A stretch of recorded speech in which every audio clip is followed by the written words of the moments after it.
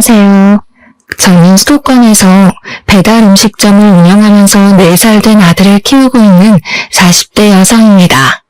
본격적인 사연을 이야기하기에 앞서 제 아들 민재 자랑 좀 잠깐 해볼까 해요. 제 아들은 흔히들 말하는 미운 4살이지만 애교가 정말 많고 너무 예쁩니다.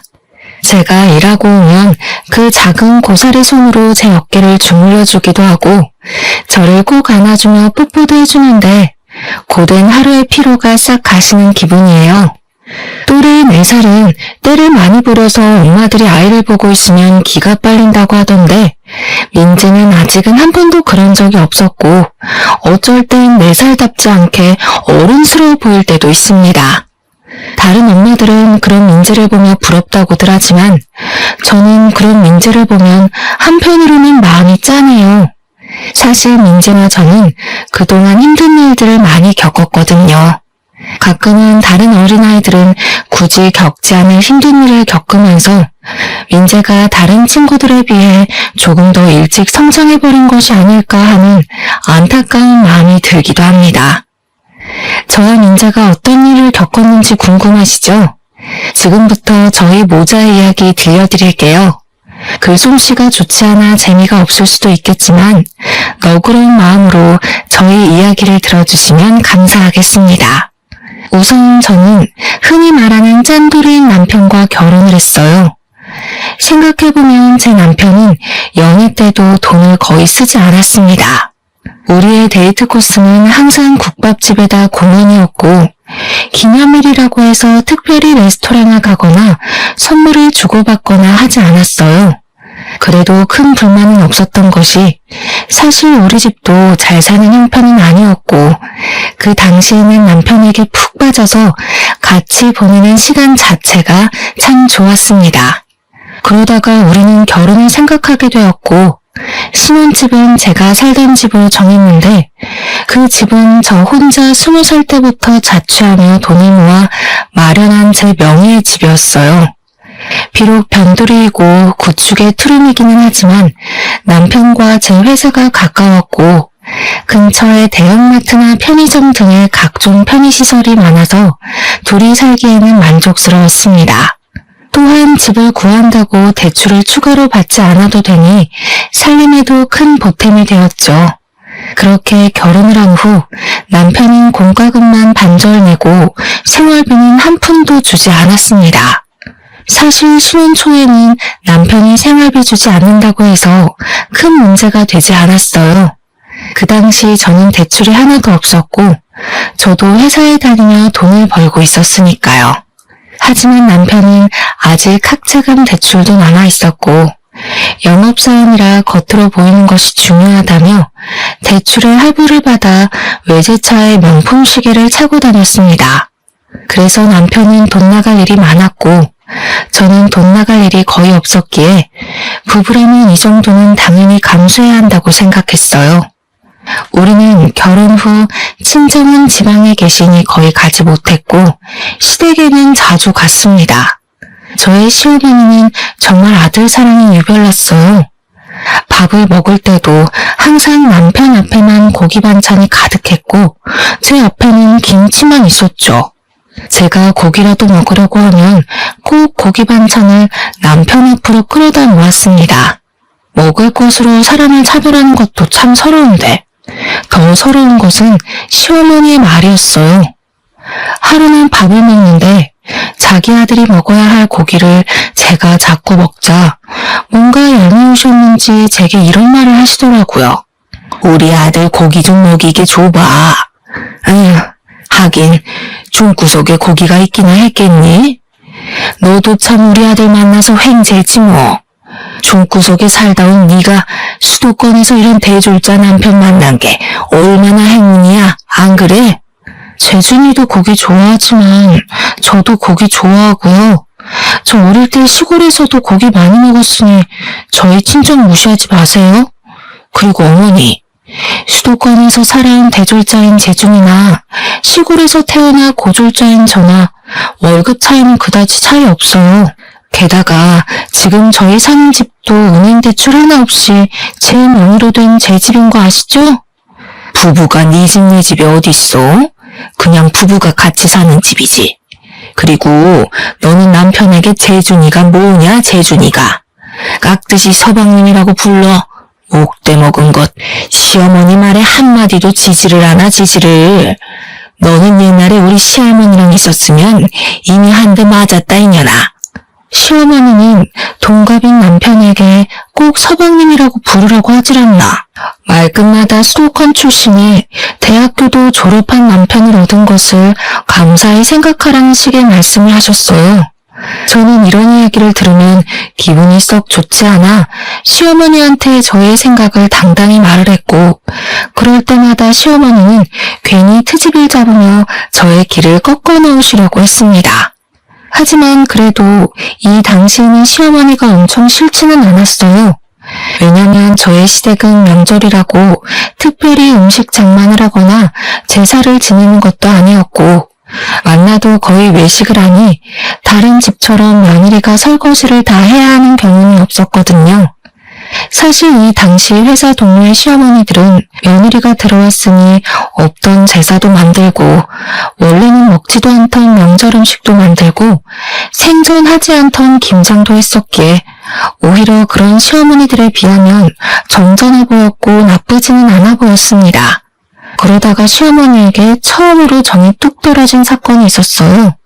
사랑으로 남편의 짠돌이 성향이 충분히 극복이 가능했던 신혼생활 중 제가 임신을 했어요. 입덧과 허리 통증으로 힘들었지만 회사에 계속 다녔고, 시간이 흘러 어느덧 임신 8개월이 되었습니다. 슬슬 출산 준비를 해야 하는데 의사 선생님은 아기를 보시더니 뱃속의 아기가 이미 너무 크다며 유도분만을 권하셨어요. 그래서 남편과 제 회사 상황에 맞춰 적당한 날짜를 잡고 시어머니에게 유도분만할 것이라고 말을 했습니다. 아기가 뱃속에 있는데 약을 넣어서 출산하는 게 어딨어? 그게 말이 되니? 혹시 우리 집 장손이 잘못되면 어떡해? 나는 우리 재준이 낳을 때 그냥 힘주니까 쏙 나오더라. 너도 그러면 되지 무슨 약까지 넣어서 애를 낳으니? 안 된다. 절대 안 돼. 저도 유도분만으로 낳으면 더 많이 아프고 힘들다고 해서 하기는 싫은데 그래도 상황이 어쩔 수 없잖아요. 뱃속에 아기가 이미 너무 많이 커서 자연분만으로 하다가는 아기도 저도 위험해진다고 하는데 어떻게 무작정 자연분만을 고집해요. 그거 다 병원에서 돈 받아 먹으려고 하는 수작이야, 수작. 그 수작에 넘어가기는 안 되겠다. 내가 직접 가서 의사한테 말을 해봐야겠어. 네가 어리바리하고 어른 없이 혼자 다니니까 의사가 너한테 장사하는 거야. 시어머니는 제 다음 검진일에 산부인과까지 따라와서 의사 선생님께 자연분만을 해야 한다고 말을 했습니다. 의사 선생님은 처음엔 아이가 커서 위험하다고 좋게 말했지만 그래도 시어머니가 끝까지 자연분만을 해야 한다고 고집하자 그러다가 아기도 죽고 산모도 죽을 수도 있다고 하며 다들 죽는 꼴 보고 싶으면 그렇게 하시라고 단호하게 말씀했어요. 그날 집에 오면서 시어머니는 저에게 도대체 몸 관리를 어떻게 했길래 아기가 그 모양까지 컸냐고 하며 저를 구박했습니다. 물론 틈틈이 운동이 못한 제 잘못도 있긴 하지만 솔직히 오전 9시부터 오후 6시까지 사무실에서 일하고 나면 저도 피곤하고 집안일도 태산인데 언제 운동을 할 수가 있나요? 집안일 한 번 도와주지도 않았으면서 꼭 제가 몸 관리 잘못해서 그런 것처럼 타박하시니 참 속상했습니다. 어찌됐든 시간이 흘러 드디어 분만하는 날짜가 왔어요. 친정 부모님은 아침 일찍부터 오시려고 했으나 갑자기 일이 생겨서 밤에나 오실 수 있다고 했고 시어머니와 남편이 보호자로 병원에 왔습니다.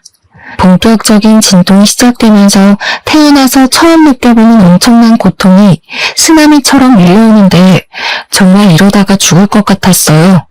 대충 이미 출산한 언니들로부터 진통에 관한 이야기는 들었지만 이런 엄청난 진통이 오리라고는 상상조차 못했습니다. 진통이 없을 때는 거의 기절해 있다가 진통이 올 때는 짐승처럼 울부짖었던 것 같아요. 그런데 더 큰 문제는 아기가 도통 내려오지 않았습니다. 게다가 저는 오랜 시간 진통을 겪어내느라 힘이 빠져 있었고 뱃속의 아기는 심박수가 매우 불안정한 상태였어요. 의사 선생님은 이대로 가다가는 위험할 것 같으니 수술을 해야 할 것 같다고 하며 시어머니와 남편에게 말했습니다. 수술은 무슨 수술이에요? 보호자인 내가 허락 못해요. 보호자가 허락 안 하면 어쩔 건데요? 현재 우리나라 법상 산모님만 동의하시면 의사의 판단하에 언제든 제왕절개 가능합니다. 지금 산모분 호흡도 불규칙적이고 아이가 위험해요. 이러다가 아기도 산모도 위험해집니다. 그러니 지금 바로 수술 진행하겠습니다. 아니, 그래도 안 된다니까요. 애를 억지로 양로해서 출산하는 것도 기가 막힐 노릇인데 수술까지 해서 애를 낳아요? 나 때는 그냥 힘만 줘도 잘 나왔는데 얘가 멍청해서 그런지 왜 이리 못해? 야, 주희야, 그렇게 힘드니? 힘 좀 팍 줘보라고. 수술이 말이 되니 지금? 시어머니는 옆에서 저에게 힘을 줘보라고 난리였지만 이미 기진맥진이 돼버린 저는 시어머니의 말이 하나도 귀에 들리지 않았고 정신마저 아득해졌습니다. 결국 시어머니의 말로에도 불구하고 응급으로 수술을 진행할 수밖에 없었어요. 다행히 아기는 아주 크고 건강히 잘 태어났지만 저는 지칠 대로 지쳐 있었습니다. 손가락 하나 까딱할 기력도 없이 멍하게 회복실에 누워있는데 친정 부모님이 오셔서 정말 수고했다고 하셨어요. 수술로 출산했으면서 수고는 무슨. 우리 집 장손이 수술로 나와서 장손이 멍청해지진 않았나 몰라. 사돈, 말씀이 너무하신 거 아니에요? 수술이라도 건강히 나오면 됐지 무슨 멍청해지니 많이 하세요. 사돈이야말로 세상 물정 모르는 소리 하시네요. 자고로 아기는 자연분만을 해야 건강하고 똑똑하게 자란다고요. 이제 한번 보세요. 수술로 태어났으니 분명 멍청하고 비실비실할 겁니다. 우리 집 장손을 그따위로 낳아서 큰일 났어요. 시어머니의 황당한 발언에 어이가 없었지만 병원이기도 하고 옆에 다른 산모들도 있어서 그냥 말을 말았습니다. 그날 밤 남편은 병원에 저와 같이 있으려고 했으나 시어머니가 우리 아들 힘들어서 안 된다고 하며 남편을 시댁으로 데리고 갔어요. 아빠는 우리 집으로 가시고 병실에는 엄마와 저 둘이서만 있었는데 엄마가 제 산후조리를 해주고 싶다고 하셨습니다. 사실 산후조리원에 가려고 했으나 생각보다 금액이 너무 비쌌고 평소에 몸이 건강했었기에 산후조리는 안 해도 금방 회복이 될 것으로 생각해서 산후조리원을 예약하지 않았거든요. 엄마는 산후조리를 제대로 하지 않으면 평생 후회할 것이라고 하며 직접 해주시겠다고 했어요. 저는 굳이 힘들게 그러실 필요 없다고 했지만 2주일 정도는 시간적 여유가 있다며 걱정하지 말라고 하셨습니다. 그렇게 엄마는 저와 함께 병원 생활을 하시고 퇴원 후 우리 집에 가셨어요. 시어머니는 당연히 시골집으로 가실 것으로 생각했던 엄마가 우리 집으로 가셔서 산후조리까지 해준다고 하자 당황하셨습니다. 지금 주의 산후조리를 해주신다고요? 그럼 우리 아들이랑 같이 이 집에 있어야 한다는 거예요? 이 좁아 터진 집에? 당연히 친정엄마인 제가 산후조리를 해줘야지 누가 해준답니까? 그리고 김서방도 같이 있으면서 자네 아들 민재 어떻게 목욕시키고 하는 건지 좀 배우게. 우리 아들이 그런 곳을 어떻게 해요? 그리고 이 집에 장모랑 같이 있으면 얼마나 우리 아들이 불편하겠어요? 어디 잠이나 한번 편하게 잘 수 있겠어요? 게다가 우리 아들은 매운 음식 좋아하는데 산모 있으면 그런 음식도 못 먹잖아요. 그럼 곤란한데? 민재가 주우만의 아들도 아니고 둘이 같이 낳았는데 당연히 둘이 같이 키워야죠. 같이 아기 보고 해야지 어떻게 주희 혼자 저 몸으로 아기를 봐요. 저 젊을 때는 재준이 낳고 판이라고 그랬어요. 자연분만도 아니고 수술로 낳았는데 뭐가 힘들다고. 아무래도 안 되겠어요. 그냥 우리 재준이는 제가 데리고 갈게요. 사돈 2주일 동안 계신다고 했죠? 그럼 그 시간 동안 제가 재준이 데리고 재준이 먹이고 할 테니까 2주일 동안 모녀간에 좋은 시간 보내세요. 시어머니는 기어이 남편을 데리고 시댁으로 가버렸습니다. 엄마는 한숨을 쉬며 저를 안쓰러운 눈빛으로 바라보셨고 저는 괜찮다고 억지로 웃음을 보였지만 엄마는 그래도 걱정이 한가득하였어요. 그렇게 2주일 후 엄마는 집으로 가시고 남편과 시어머니가 왔습니다. 저는 아직 모유수유 중이라 매운 음식을 못 먹는데 시어머니는 매운 갈비찜에 닭발을 잔뜩 만들어서 가지고 왔더라고요. 산모에 대한 배려는 하나도 없이 자기들 입맛에만 맞춰서 생활하는데 정말 얄미웠어요. 그 뒤로도 남편은 회사 다녀와서 단 한 번도 민재의 목욕은 물론 집안일조차 하지 않았습니다. 오히려 집에 오면 회사 일 때문에 스트레스 받는다고 바로 컴퓨터 앞에 앉아 게임만 했어요. 저는 그런 남편에게 정확히 일을 지시하며 시키려고 했지만 남편은 항상 피곤하다며 짜증을 냈습니다. 그렇게 2달이 지났고 어느덧 저의 출산 휴가도 끝나갔어요. 저는 시어머니에게 민재를 부탁해볼까 했으나 시어머니는 제가 말을 꺼내기도 전에 허리 아프니 절대 아기를 맡길 생각은 하지도 말라고 했습니다. 베이비시터도 마음에 드는 사람이 없었고 결국 아직 100일도 안 된 민재를 어쩔 수 없이 어린이집에 보냈어요. 어린이집 적응 기간이 끝나고 저는 회사에 복귀했는데 민재가 자꾸 아팠습니다. 한 번은 폐렴까지 와서 입원해야 했고 결국 저는 이러한 상황들 때문에 어쩔 수 없이 회사를 관두게 되었어요. 회사를 관두고 집에 있는데 시어머니한테 전화가 왔습니다.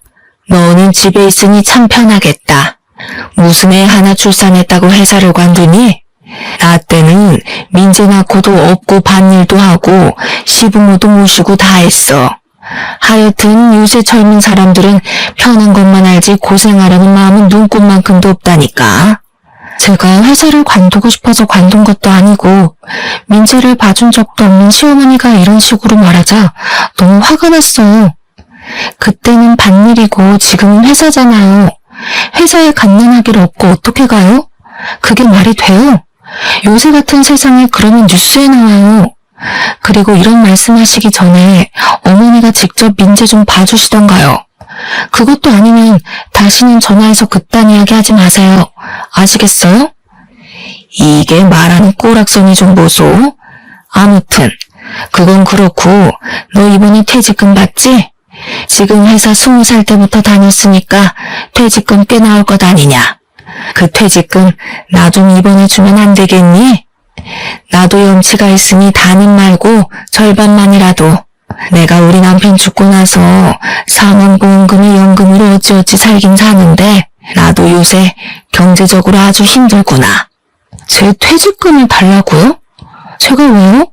어머니께서 저를 키우신 것도 아니고 제가 일해서 제가 번 돈인데 우리 엄마도 탐내지 않는 제 퇴직금을 왜 제가 어머니께 드려야 하죠? 그래도 내가 민재 할머니고 네 남편의 엄마잖니. 그니까 뭐 네 엄마도 되는 거지 뭐. 안 그래? 네? 그게 무슨 소리예요. 그리고 솔직히 남편이 학자금 대출에 할부금 갚느라 생활비도 안 주는데 이 돈이라도 있어야 민재도 키우고 하죠. 시어머니는 저에게 아주 당당하게 내 퇴직금을 요구했습니다. 저는 그런 시어머니의 요구가 전혀 이해가 되지 않았고 시어머니 역시 퇴직금을 주지 못하겠다는 저를 이해하지 못했어요. 그날 저녁 퇴근하고 온 남편은 저에게 부부는 같이 생활하는 사람인데 어떻게 퇴직금을 혼자 쓸 생각을 하냐며 뭐라고 했고 저는 그동안 생활비 한 번 주지 않은 남편이 이런 말을 할 자격이 있나 싶어 우리는 크게 싸웠습니다. 그 뒤로도 가면 갈수록 남편과 함께 사는 것이 힘들었어요. 게다가 시어머니는 제가 회사를 관둔 뒤로 거의 매일 우리 집에 와서는 살림에 대해 잔소리를 해댔고 우리 집에서 좋아 보이는 것이나 이쁜 것이 있으면 말도 하지 않고 가져갔습니다. 생활비도 안 주고 육아 참여도도 없고 집에 오면 게임만 하는 남편, 그리고 집에 와서 잔소리만 하고 물건을 가져가기까지 하는 시어머니 때문에 정말 너무 힘들었어요. 그나마 옆집 언니가 가끔 답답한 마음이 하소연하면 항상 저를 진심으로 걱정하며 위로해 주었습니다. 이 언니는 남편이 이혼 전문 변호사였고 둘의 사이는 정말 좋았으나 아기가 생기지 않았고 그래서인지 민지를 친조카처럼 예뻐해 주었어요. 그렇게 2년이라는 시간이 지났습니다. 2년 동안 저는 집에서 아이를 보면 이것저것 집에서 할 수 있는 온갖 부업들을 하며 생활비를 벌었어요.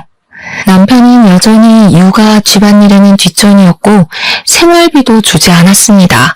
진작부터 이런 남편과 이혼하고 싶었지만 그냥 이혼하자니 이혼을 안 해주더라고요. 옆집 언니 말로는 합의 이혼으로 안 되면 이혼 소송을 해야 하는데 확실히 하려면 여러 가지 증거가 있어야 한다고 해서 이혼 소송을 위한 적당한 기회만 노리고 있었습니다. 저는 이혼할 준비를 하면서 앞으로 무엇으로 민재와 먹고 살아나갈지 고민을 했어요. 이혼하면 제가 로또가 되지 않는 이상 정기적으로 돈을 벌어야 하는데 민재가 어린이집을 다니기는 하지만 당장 열이 나거나 아프면 봐줄 사람이 없어서 일반 회사에 다니기는 힘들었습니다. 그래서 무엇을 해볼까 고민을 하다가 일단 내가 가장 잘하는 일이 무엇인지 생각했어요. 사실 저는 요리에 관심이 많았고 결혼 전 취미로 요리를 배워서 한식, 양식 조리사 자격증도 땄습니다. 이런 특기를 바탕으로 주식 투자했던 돈과 퇴직금을 긁어모아 배달만 하는 음식점을 차렸어요. 민재가 어린이집에 가 있는 동안 근처 아파트를 직접 뛰어다니며 사람들에게 홍보했더니 생각보다 주문이 많이 들어왔습니다. 게다가 음식을 먹어본 사람들이 맛있다고 하여 재주문하는 경우도 꽤 많았어요. 중간중간에 민재가 열이 나거나 아플 때는 가게에 민재와 함께 있어야 해서 힘들기는 했지만 그래도 집에서 부업만 할 때보다 많은 돈을 벌 수 있어서 좋았습니다. 제가 이렇게 장사가 잘 될 동안 남편은 코로나의 여파로 회사 경영이 어려워져서 회사를 잘렸어요. 회사 잘리고 남편은 집에서 민재보다 컴퓨터를 더 아끼며 본격적으로 게임만 했습니다. 정말 꼴보기 싫어서 밥도 차려주지 않았지만 참 얄밉게도 엄마가 시골에서 쌀과 각종 밑반찬을 보내주셔서 남편이 밥 하나는 기가 막히게 챙겨 먹었어요. 하루는 가게를 마치고 아이를 하원시켜 집에 왔는데 집 화장실에 못 보던 반지가 하나 있었습니다. 저는 음식을 하다 보니 반지를 아예 끼고 다니지 않았어요. 남편에게 이게 뭐냐고 물으니 당황한 표정을 지으며 엄마가 아까 왔다 가서 놓고 간 반지라고 했습니다. 그런데 어르신들이 하기에는 조금 어울리지 않는 모양의 반지였어요. 극도로 당황하는 남편의 표정과 화장실에 있던 반지가 뭔가 수상쩍었습니다. 그리고 곰곰이 생각해보니 저는 머리가 단발인데 자꾸 집에서 긴 머리카락이 나왔어요. 이상함을 느낀 저는 남편 몰래 초소형 카메라를 구매해서 새벽에 남편 몰래 설치했습니다. 다음날 오전에 마트에서 장보고 가게에 가는데 시어머니가 자주 다니던 화장품 가게에서 나와 내 쪽으로 걸어오고 있었어요. 그런데 시어머니 옷차림새가 조금 이상했습니다. 날씨가 엄청 더운 날이었는데 시어머니는 가디건을 입고 있더라고요. 저는 시어머니에게 다가가 이 날씨에 긴팔 가디건을 입고 안 더우시냐고 했더니 자기는 나이 먹어서 춥다고 했습니다.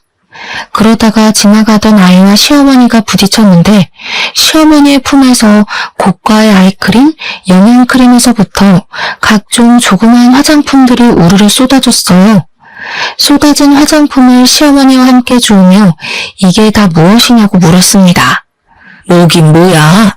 다 내가 산 화장품이지. 저 화장품 가게에서는 화장품을 샀는데 쇼핑백 같은 데에도 안 넣어줘요? 그래도 저 화장품 가게 단골이신데 너무하네요. 아 몰라. 아무튼 나 바빠서 간다. 시어머니는 허둥지둥 화장품들을 챙겨서 후다닥 가버렸고 저는 도대체 무슨 바쁜 일이 있어서 저리 가시나 싶어 이상했습니다. 그리고 그날 오후가 되었어요. 주문이 많아 음식을 하느라 바쁜데 시어머니가 그 여름에 웬 털모자를 쓰고 왔습니다.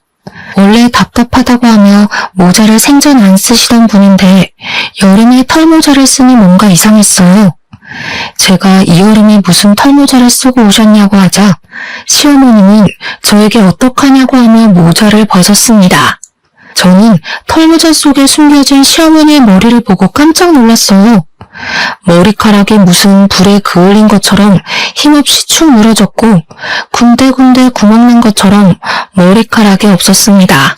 시어머니는 당황한 제게 웬 튜브형 화장품을 내밀더니 이거 린스 아니냐고 물었어요. 그 화장품 용기에는 영어로 제모크림이라고 적혀 있었는데 중간에 헤어라는 단어도 적혀 있었습니다. 시어머니는 이 헤어라는 단어만 보고 당연히 린스인 줄 알고 머리 감을 때 사용을 해서 이렇게 되었다고 했어요. 저는 시어머니에게 이거 어디서 사셨냐고 물으니 시어머니는 얼버무리며 자주 가던 그 화장품 가게에서 샀다고 했습니다. 그럼 화장품 가게에서 린스를 산다고 했는데 이 제모크림을 주셨다고요? 이거는 그 화장품 가게에 완전히 잘못한 거죠. 바로 화장품 가게에 가서 어떻게 된 거냐고 따져야겠어요. 얘야, 그럴 필요 없다.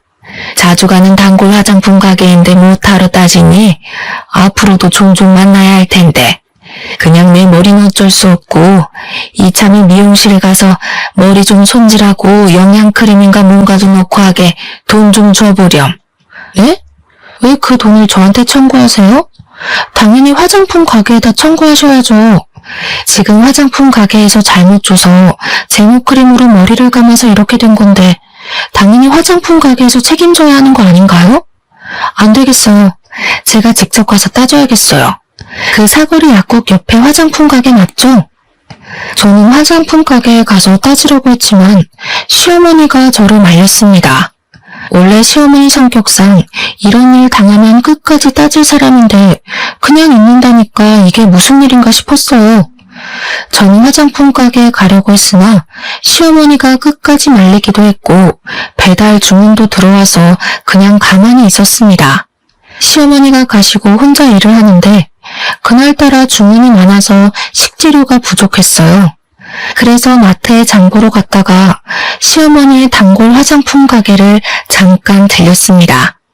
마침 집에서 쓰던 샴푸도 떨어지고 도대체 어쩌다가 제모크림을 린스로 착각하고 건네는지 궁금했거든요. 들어가 보니 젊은 여직원 뒤로 시어머니가 썼던 튜브형 제모크림이 있었습니다. 저는 여직원에게 혹시 저 제모크림도 파는 거냐고 했더니 이 제품은 인기가 없기도 하고 유통기한이 지나서 팔지 않는 것이라고 했어요. 시어머니는 분명 여기서 저 제모크림을 샀다고 했는데 저는 제모크림은 파는 것이 아니라고 하는 것이 이상했습니다. 저는 여직원에게 시어머니의 이름을 말하며 혹시 아느냐고 물었어요. 여직원은 시어머니를 잘 안다면서 원래 이 화장품 가게는 여직원의 어머니가 운영했었고 여직원의 어머니와 시어머니는 고등학교 동창이었다고 합니다. 동창이라는 이유로 시어머니는 매일 화장품 가게를 찾아왔는데 사실 여직원의 어머니는 시어머니를 그다지 좋아하지 않으셨대요. 시어머니가 와도 매출을 올려주는 것도 아니었고 이래야 하는데 샘플만 왕창 요구하며 정신이 하나도 없게 만들었다는 것입니다. 그래도 동네 장사이다 보니 시어머니가 오면 어쩔 수 없이 친절하게 응대를 해왔고 그러다가 여직원의 어머니가 몸이 안 좋아져서 이 화장품 가게는 여직원이 운영하게 되었다고 해요. 시어머니는 그 뒤로도 종종 와서 여직원에게 친한 척하며 엄마는 샘플을 항상 많이 챙겨줬다면서 샘플을 달라고 했다고 합니다. 여직원의 어머니도 말 많고 골치 아픈 사람이니 그냥 샘플 줘서 빨리 보내버리라고 하시는 통에 여직원도 아무 말 없이 그냥 커피 한 잔과 샘플을 많이 주며 시간 보내다가 가라고 했다고 해요. 저는 여직원에게 어머니가 가게 안쪽까지 들어오냐고 했더니 항상 와서 가장 안쪽의 의자에 당당히 앉는다고 했습니다. 순간 제모크림을 여직원이 판 것이 아니라 시어머니가 가져가지 않았을까 하는 생각이 들었어요. 사실 그동안 시어머니가 우리 집이나 가게에서 이런저런 자잘한 물건들을 많이 가져갔었거든요. 그래서인지 왠지 모르게 시어머니가 훔쳤을 것이라는 생각이 들었습니다. 저는 혹시나 하는 마음에 시어머니가 왔던 시간에 CCTV를 확인해 보라고 했어요. 마음 같아서는 저도 같이 확인하고 싶었지만 제 가게를 운영해야 했기에 그 말만 하고 나왔습니다. 그렇게 며칠이 지났어요. 가게 일을 마치고 집에 가는 길에 잠깐 쓰레기 버리러 나온 옆집 언니와 마주쳤습니다.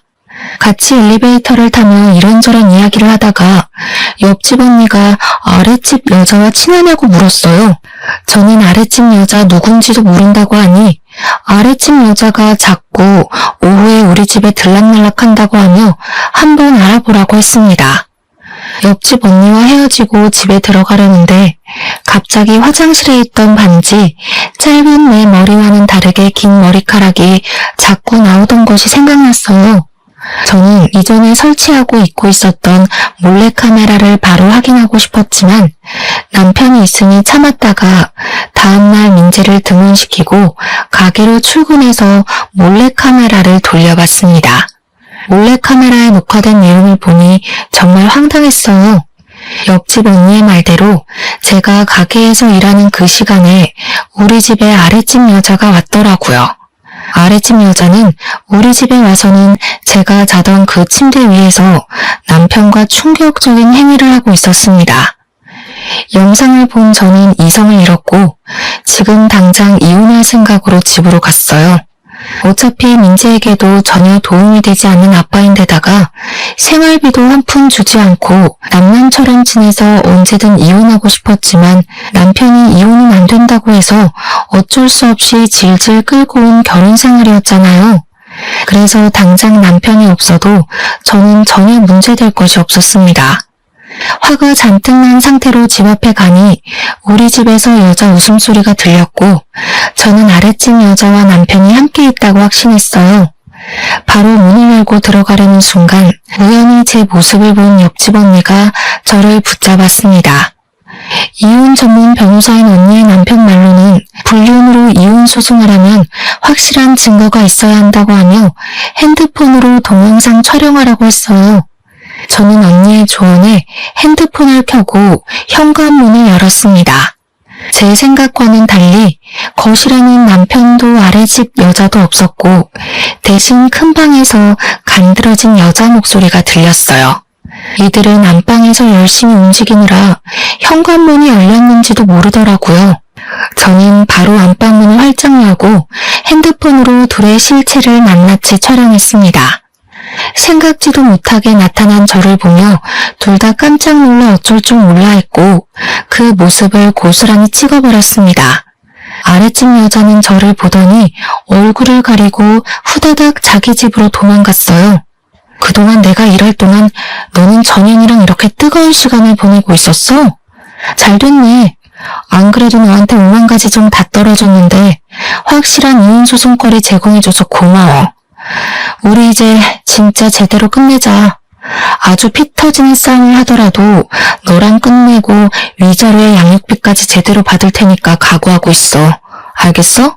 주희야, 그니까 이게 말이야. 어떻게 된 거냐면 이미 너랑 아랫집 남이랑 같이 침대 위에 있던 모습까지 다 확인했는데 무슨 말이 더 필요해? 우린 이제 끝났어. 참, 이 집 내 집인 거 알지? 지금 당장 나가. 너 짐 전부 다 챙겨서 나가라고. 만약에 나 오늘 가게 일 마치고 왔는데 너랑 너 짐이 아직도 여기에 있으면 너 맨몸으로 쫓아낼 거야. 알겠어? 민재도 있고 너도 있는데 내가 어디를 가? 내가 갈 데가 어디 있다고? 아랫집에 가면 되겠네. 아랫집 그냥 집에 둘이서 잘 살면 되겠어. 안 나가면 아주 동네방네 소문 다 내버릴 테니까 그런 줄 알아. 알겠어? 저는 남편에게 있는 힘껏 소리를 고래고래 지르고 바로 옆집 언니한테 가서 언니 남편의 변호사 사무실 주소를 알려달라고 했습니다.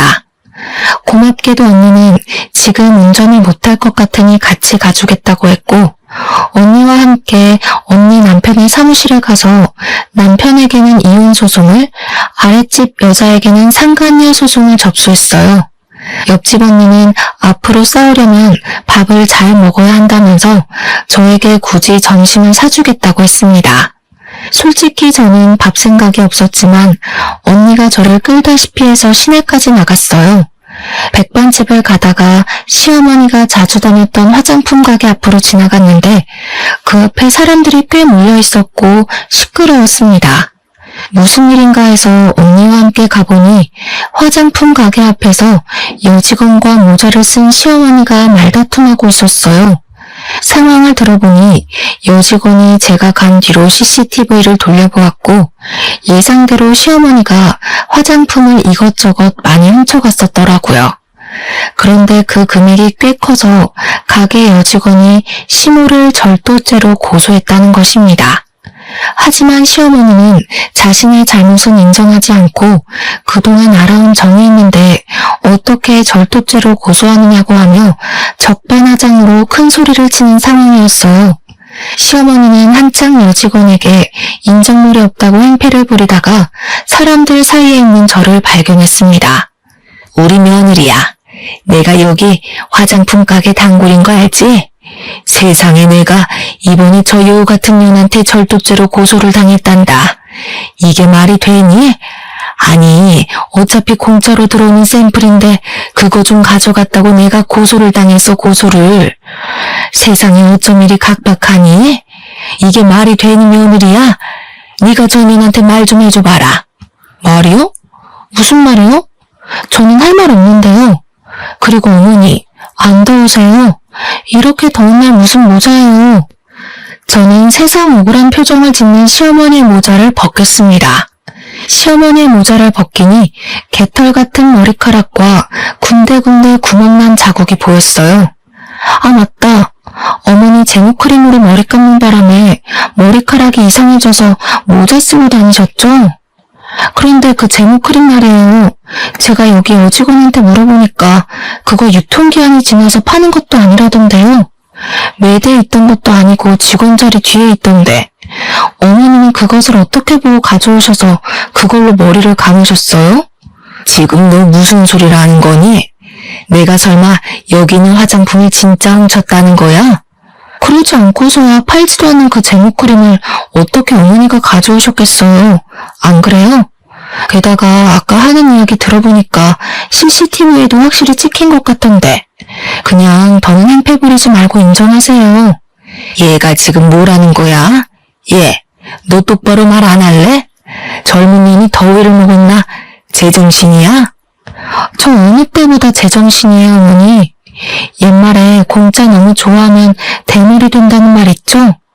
지금 이 상황과 어머니 머리 상태 보니까 그 말이 딱 떠오르네요.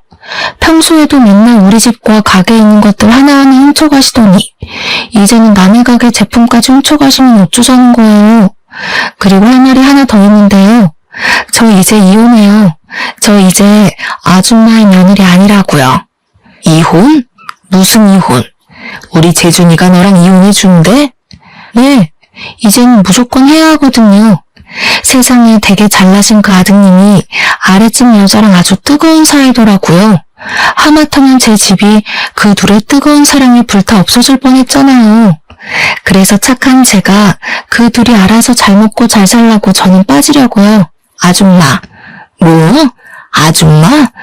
우리 아들이 그렇게 불륜을 저질렀다는 증거라도 있어? 있냐고. 당연히 있죠. 제가 설마 증거도 없이 이러고 있을까봐요. 엄마는 절도죄, 아들은 이혼소송, 아들 불륜녀는 상간녀 소송. 참 고민하겠네요.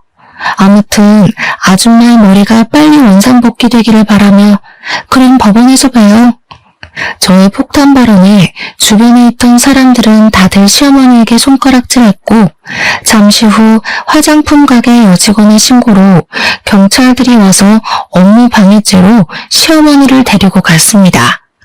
그날 저녁 어린이집에서 하원한 민지는 옆집 언니에게 부탁하고 저만 집으로 들어갔어요. 제가 그렇게 엄포를 놓았지만 집에는 남편이 아직도 있었습니다. 너 어떻게 우리 엄마가 경찰서에 끌려갔는데 그렇게 모른 척할 수가 있어? 아줌마라고도 하면서 내 이야기도 했다면서? 이제 우리 이혼할 건데 너희 엄마가 경찰서에 끌려가든 감옥에 가든 그게 뭔 상관이야. 그리고 너 내가 나가라고 했지? 안 나가? 너랑 절대 이혼 못해. 안 해. 절대 이 집에서 한 걸음도 못 나가. 남편은 저에게 절대 나가지 않겠다고 강력히 주장했습니다. 저는 그런 남편이 그동안 애지중지했던 컴퓨터 모니터를 그대로 뽑아와서 바닥에다가 내던졌어요. 야, 너 어떻게 이 모니터를 이렇게 박살낼 수가 있어? 이게 얼마짜린데? 그래봤자 그냥 컴퓨터가 컴퓨터지. 너같이 게임에만 정신 팔린 인간을 더는 내 아들의 아빠로 두고 볼 순 없어. 당장 나가. 안 나가면 나 본체도 던져버릴 거야. 본체는 그냥 아파트 베란다에서 던져버려야겠다. 저는 정말 본체를 던져버릴 기세로 베란다 문을 열었습니다. 남편은 저의 모습에 벌벌 떨며 컴퓨터가 있는 방문을 닫고 잽싸게 저를 막아서더라고요. 그러면서 지금 당장 나가겠다고 하며 본체를 챙겼습니다. 남편의 그런 모습을 보니 어이가 없기도 하고 기가 막히더라고요. 게임에 정신 팔린 놈. 너는 사람보다 본체가 더 소중하냐?